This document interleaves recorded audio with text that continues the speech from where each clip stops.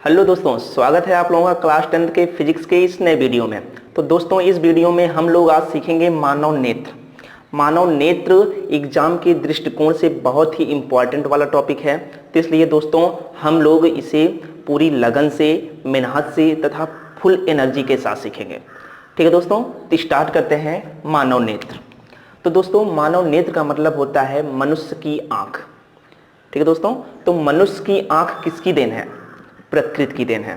प्रकृति के कारण ही मनुष्य को आंख मिलती है। अब हम लोग आंख के कारण, नेत्र के कारण ही संसार में उपस्थित सभी वस्तुओं को स्पष्ट रूप से देख पाते हैं। वस्तु की हाइट क्या है, वस्तु का कलर क्या है, वस्तु का आकार क्या है, इन सब चीज़ों को हम अपनी आंखों के माध्यम से ही देख पाते हैं। तो दोस्तों, ये रहा थोड़ा सा बेसिक मानव नेत्र के बारे में। तो अब हम लोग बात करेंगे मानव नेत्र के स्ट्रक्चर के बारे में। मानव नेत्र की संरचना क्या हो सकती है? तो दोस्तों, मैंने आप लोगों के सामने फिगर बना दिया है।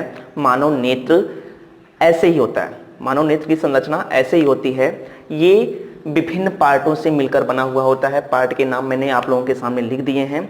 अब दोस्तों, मैं इन पार्टों को लास्ट में एक ट्रिक बताऊंगा, उसे आप लोगों को याद करना है।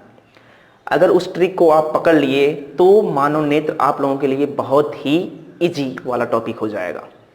ठीक है दोस्तों, तो स्टार्ट करते हैं मानव नेत्र की संरचना के बारे में। तो दोस्तों, मानव नेत्र की जो संरचना होती है ये 10 पार्टों से मिलकर बना हुआ होता है। वो 10 पार्ट कौन कौन से होते हैं? मैं एक फार्मूला लिख रहा हूं, ध्यान से देखिएगा। द्वारका अपने जारे पिया। क्या चीज? द्वारका अपने जारे पिया।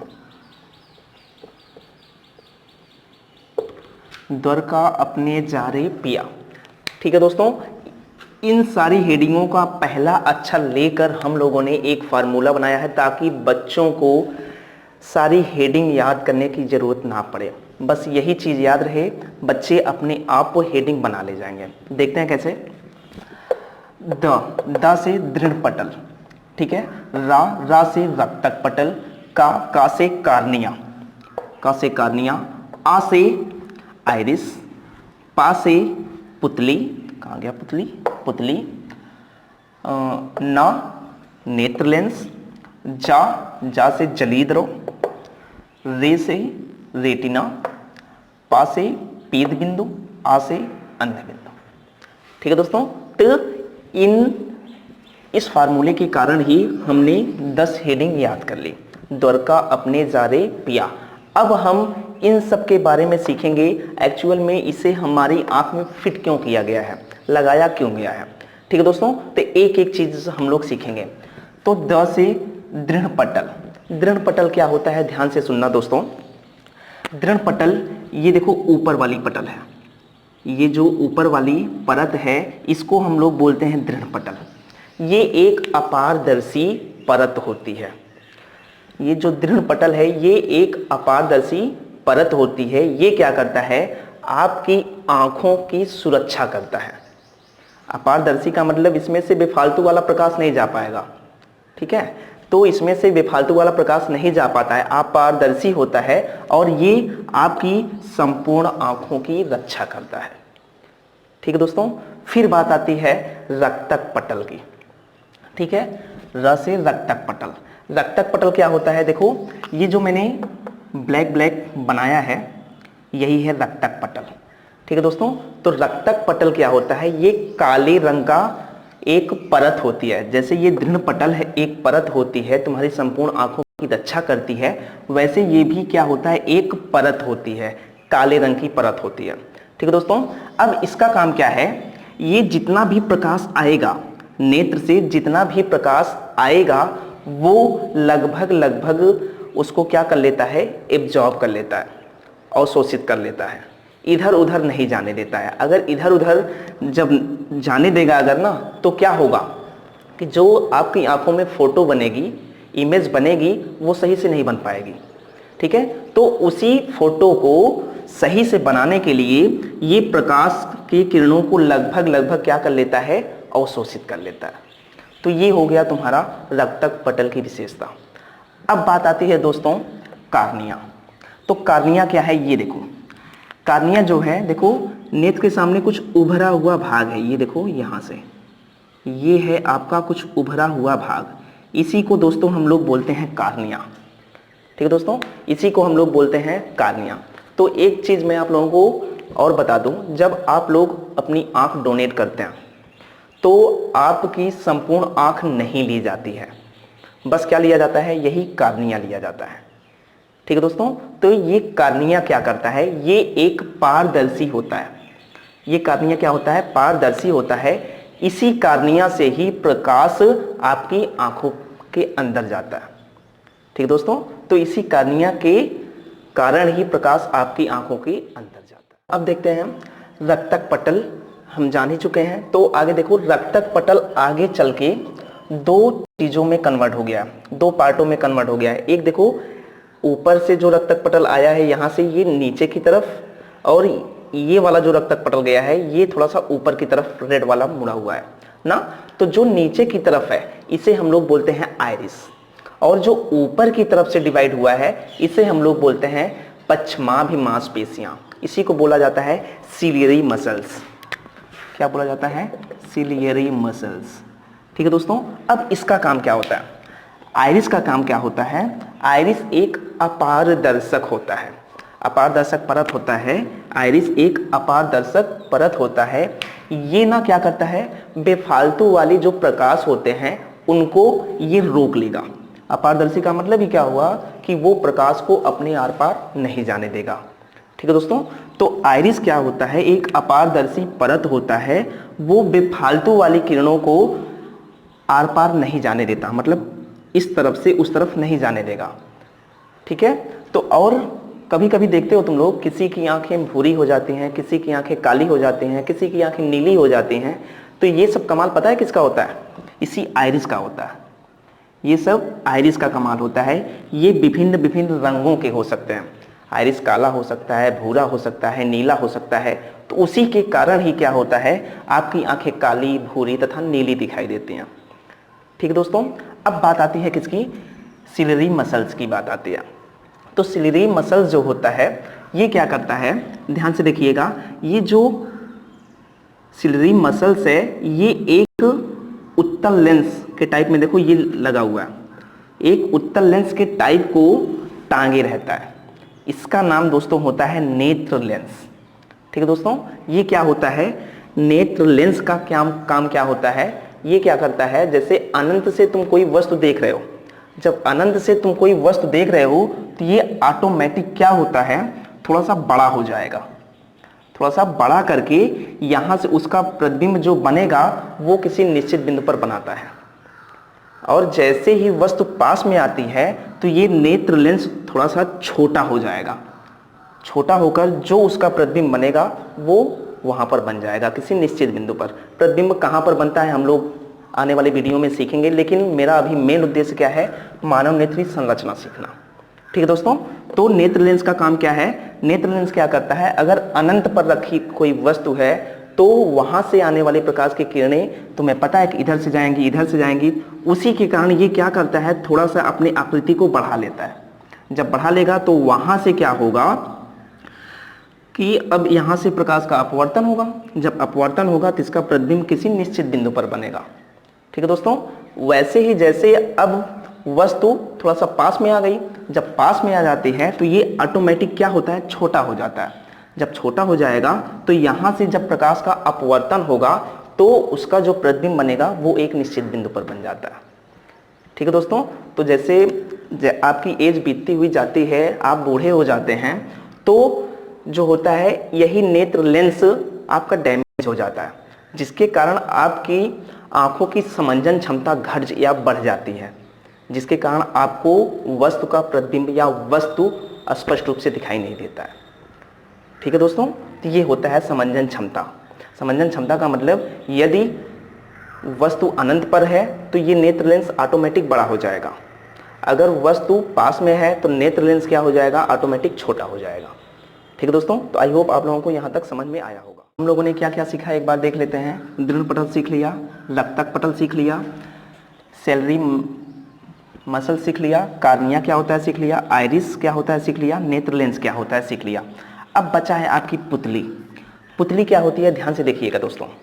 ये देखो, ये है आइरिस ना, ये आइरिस के बीच में एक छोटा सा छिद्र होता है।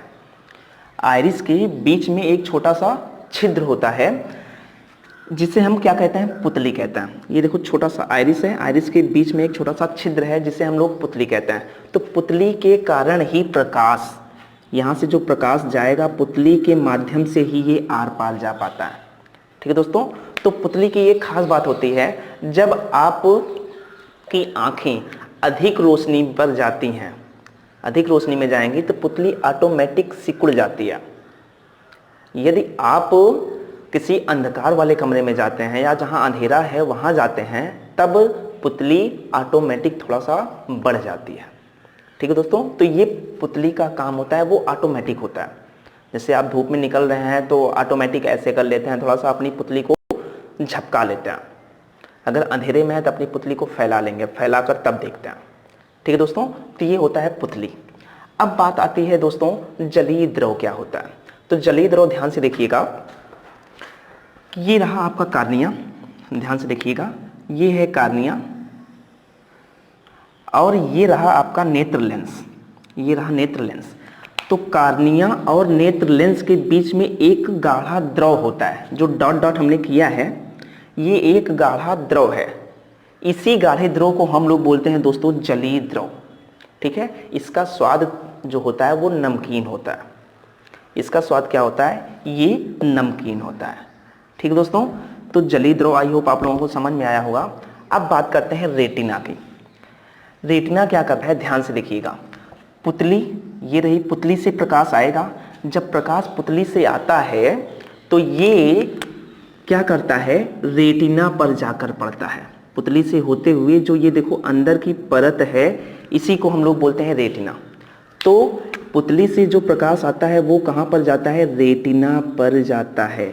तो रेटिना पर जब जाएगा तब क्या होगा, तब आपको यहाँ पर सपोज कोई वस्तु रखी गई है, यहाँ पर सपोज कोई वस्तु रखी गई है, आपको इस वस्तु को देखना है। तो आप इस वस्तु को देख रहे हैं तो यहाँ से प्रकाश चलेगा। जब प्रकाश चलेगा तो ये पुतली से होते हुए कहाँ तक आएगा, रेटिना पर आएगा। तो रेटिना पर जब आता है, रेटिना पर जब पड़ेगा तभी आपको ये वस्तु दिखाई देगी। ठीक है दोस्तों।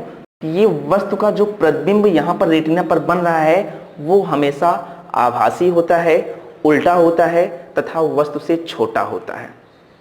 तो आप बोलेंगे सर अब आप तो उल्टा बता रहे हैं, हमें तो जो कुछ भी दिखता है वो सीधा होता है, वस्तु जितनी बड़ी होती है उतना ही बड़ा दिखता है ना, ये सब चीज़ होती है। तो ऐसे कैसे हो सकता है। तो हमेशा पुतली पर जो होता है प्रतिबिंब जो बनेगा वो बनेगा आभासी, आभासी, उल्टा तथा छोटा। लेकिन हम लोगों को सीधा दिखाई देता है वो हमारे नर्वस सिस्टम का काम होता है। ठीक है दोस्तों। तो नर्वस सिस्टम मतलब केंद्रीय तंत्रिका तंत्र जो होता है वो अगर जिसको चाहे वो छोटा दिखा सकता है, जिसको चाहे बड़ा दिखा सकता है। वो अपने आप से वो फिट करता है कि मुझे कोई वस्तु कितना बड़ा देखना है, कितनी छोटा देखना है, उसका रंग कैसा देखना है, ये कौन करता है, सेंट्रल नर्वस सिस्टम करता है। ठीक है दोस्तों। तो सेंट्रल नर्वस सिस्टम क्या करता है, रेटिना पर तुम्हारा प्रतिबिंब कैसा बनेगा, आभासी, उल्टा तथा छोटा। लेकिन नर्वस सिस्टम क्या करेगा, उसे वास्तविक बनाएगा, सीधा बनाएगा तथा वस्तु के बराबर बना देता है। ठीक है दोस्तों। तो ये चीज होती है। फिर आगे बात आती है पीत बिंदु क्या चीज होता है। ठीक है दोस्तों। तो पीत बिंदु ध्यान से देखिएगा, जो ये रेटिना है, रेटिना के मध्य बिंदु में एक पीला बिंदु दिखाई देता है। रेटिना के मध्य बिंदु में एक पीला बिंदु दिखाई देता है, जिसी को हम लोग क्या बोलते हैं, पीत बिंदु बोलते हैं। ध्यान से देखिएगा, ये पुतली के जस्ट सामने होता है, पुतली के लगभग जस्ट सामने होता है। तो मतलब क्या हुआ, यहां से प्रकाश आएगा, आने के बाद ये पीत बिंदु पर ही पड़ेगा। तो पीत बिंदु पर ही जो होता है प्रकाश सबसे ज्यादा पड़ता है।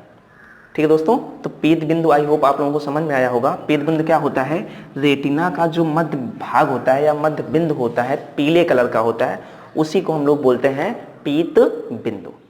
ठीक है दोस्तों। जिस बिंदु से ये रहा आपका अंत बिंदु, जिस बिंदु से ये वाला प्रकाश तंत्रिका तंत्र में जाएगा। ये देखो यहाँ से आपकी आँख है, आँख के बाहर से, आँख के मतलब बाहर जो अंदर हमारी आँख है, आँख के अंदर से, आँख के अंदर से जिस बिंदु से प्रकाश तुम्हारे मस्तिष्क तक जाता है उसी को दोस्तों हम लोग बोलते हैं अंध बिंदु। ठीक है, तो अंध बिंदु का मतलब क्या हुआ, जिस बिंदु से प्रकाश आपके मस्तिष्क की ओर जाता है उस बिंदु को दोस्तों हम लोग बोलते हैं क्या, अंध बिंदु। तो दोस्तों हम लोग मानव नेत्र तथा मानव नेत्र की संरचना को एकदम अच्छे से पढ़ लिए हैं। तो दोस्तों इसके बाद आने वाला जो वीडियो होगा उसमें हम लोग देखेंगे कि मानव नेत्र के कारण हम वस्तु कैसे देख पाते हैं, प्रतिबिंब कैसे बनता है, कहाँ बनता है, जिसके कारण हम वस्तु को कैसे देख पाते हैं, इन सब चीज़ों के बारे में पढ़ेंगे। लेकिन इस वीडियो में सिर्फ हमें क्या पढ़ना था, मानव नेत्र क्या होता है और उसकी संरचना कैसे होती है। ठीक है दोस्तों, तो आने वाले वीडियो में हम बताएंगे आप लोगों को कि प्रतिबिंब कैसे बनता है, हम कैसे वस्तु को देख पाते हैं, इन सब चीज़ों के बारे में चर्चा करेंगे। ठीक है दोस्तों, तो आज का हम लोगों का टॉपिक यहीं पर ख़त्म होता है। तो दोस्तों अगर ये टॉपिक आप लोगों को अच्छा लगा हुआ हो तो प्लीज़ लाइक करें, कमेंट करें, अपने दोस्तों के साथ शेयर करें, सब्सक्राइब करें और हाँ बेल आइकन की घंटी ज़रूर दबा दें ताकि मेरा बनाया हुआ वीडियो सबसे पहले आप तक पहुँचे। Thank you for watching.